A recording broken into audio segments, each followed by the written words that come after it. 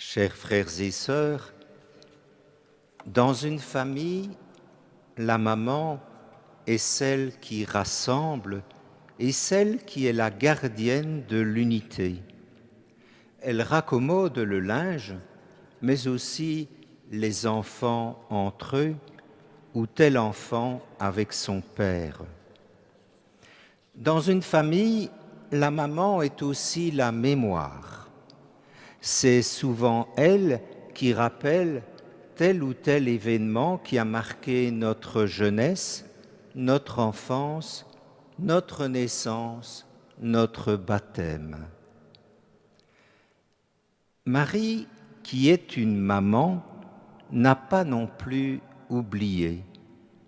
Ce jour-là, conformément à la loi de Moïse, elle s'était rendue au temple.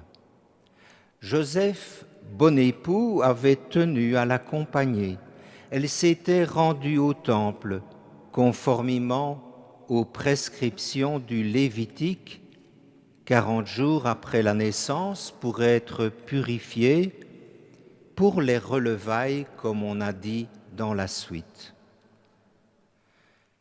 La loi de Moïse prévoyait en outre que pour tout garçon premier-né, on apporte au prêtre un agneau d'1 an ou à défaut 2 tourterelles ou 2 pigeons.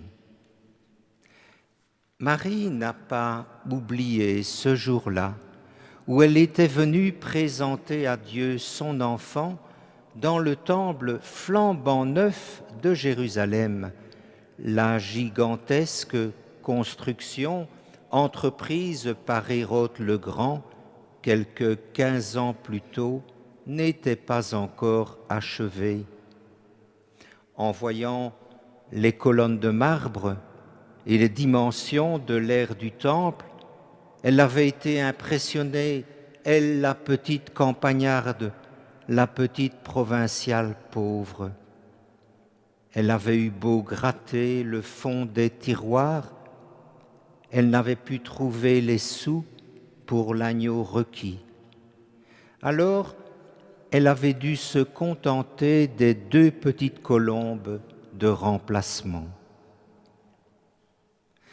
Marie n'a pas oublié non plus ce qu'on dit ce jour-là dans le temple, 2 vieillards aux yeux lumineux.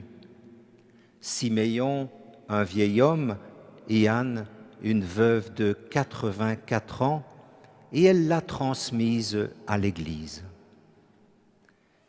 Il y a souvent une secrète complicité entre les enfants et les grands-parents, entre les enfants et les personnes du 3e âge. Quand on saute une génération, on se comprend parfois mieux. Peut-être est-ce cette complicité-là, élevée, vivifiée par l'Esprit Saint, qui a permis au vieillard Siméon de lire la destinée unique de l'enfant que présentaient Marie et Joseph, la consolation d'Israël, le salut préparé à la face des peuples, la lumière qui se révèle aux nations.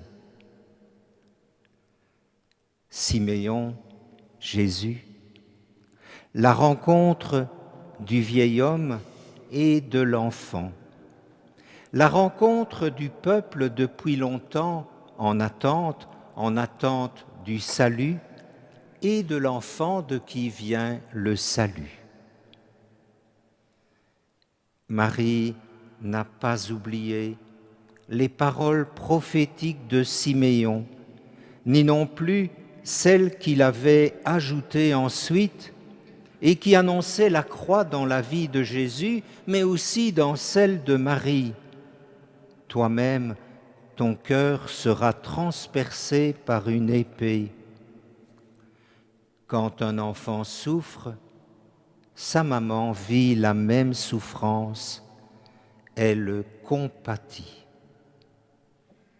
En cette fête de la présentation de Jésus, que les mamans du monde trouvent en Marie une confidente qui les comprenne, et que chacun, comme Siméon, reconnaisse dans l'enfant pauvre présenté au temple par Joseph et Marie celui qui est la consolation, le salut, la lumière.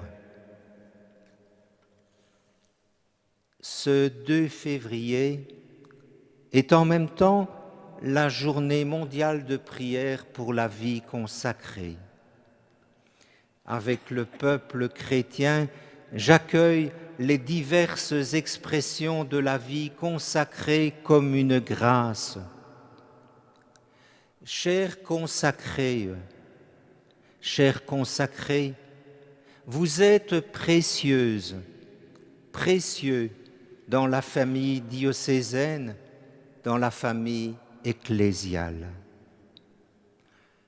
Béni soit Dieu pour le pape François, de qui la qualité de religieux n'est sans doute pas étrangère aux accents de son pontificat. Béni soit Dieu pour les communautés et abbayes où l'on peut se refaire l'âme. Les personnes qui séjournent dans un monastère, touchées par la grâce du lieu, se sentent souvent ramenées à un essentiel. Béni soit Dieu pour les personnes consacrées qui servent les plus humbles de la terre. De grandes pages dans l'histoire de la solidarité évangélique ont été écrites par elles. Béni soit Dieu pour les formes de vie consacrée nouvelles. Je salue l'émergence des communautés nouvelles, petites fleurs multiformes d'éclosion plus récentes. Béni soit Dieu pour les consacrés qui adoptent la forme de vie pratiquée par Jésus et qui sont configurés à lui chastes, pauvres et obéissants. Béni soit Dieu pour leur chasteté qui témoigne du don à Dieu d'un cœur sans partage. Béni soit Dieu pour leur pauvreté qui confesse que Dieu est l'unique richesse de l'homme. Béni soit Dieu pour leur obéissance qui, pratiquée à l'imitation de Jésus, qui s'est dépouillé de toute volonté de puissance et a fait de la volonté de son Père sa nourriture, manifeste la beauté libérante de la dépendance filiale.